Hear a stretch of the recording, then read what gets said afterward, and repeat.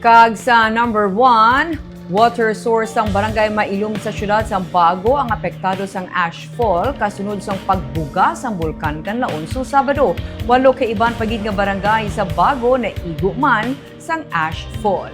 Ginsiling ni Dr. Mary Jean Ortizo, ang pamuno sa Disaster Risk Reduction Management Office sang Bago, may 46 tanan ka mga purok sa barangay Mailom, Dulaw, Maaw, Binubuhan, Abuanan, Antipuluan, Ilihan, Tabunan kag Bakong ang naigo sang ashfall matapos nga magbuga ang bulkan kanlaon sa makaduha ka beses sa Sabado sang hapon.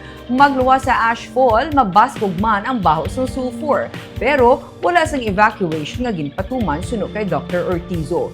Tigayo na sila nga nagpanagtag sang N95 mask kag ang kada barangay nakahibalo naman kung ano ang ilang himuon sa kasubong ang mga sitwasyon.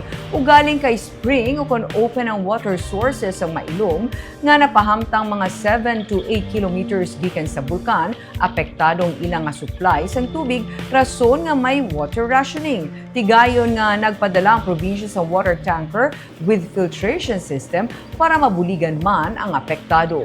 May 9,827 ka pumuluyo ang Mailom. Samtang sa records ng Volks, may 32 ka volcanic quakes ang bulkan kanlaon sa nagligad nga 24 ka oras. May 4,604 ka tonelada sa sulfur dioxide flux kag 200 ka meters ang plume sini. Padayon ang paghabok sa bulkan. Suno kay Marie Andeline Kincha, ang resident volcanologist ng Volks nga nabase sa La Calora City, humalin pa sang Enero 10, ang paghabok sa eastern upper slope sa bulkan kag inflation-deflation cycles naman ang na-record sa western upper and eastern middle slopes. As of now, katapok pa sa barangay Mailom. Wala naman ga ashfall, pero ng ara gidyan kapon ang baho sang asupre in Mailom.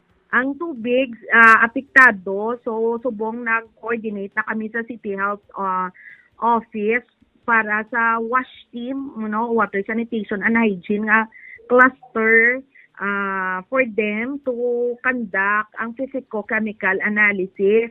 So ipalaboratory na ang open sources of water.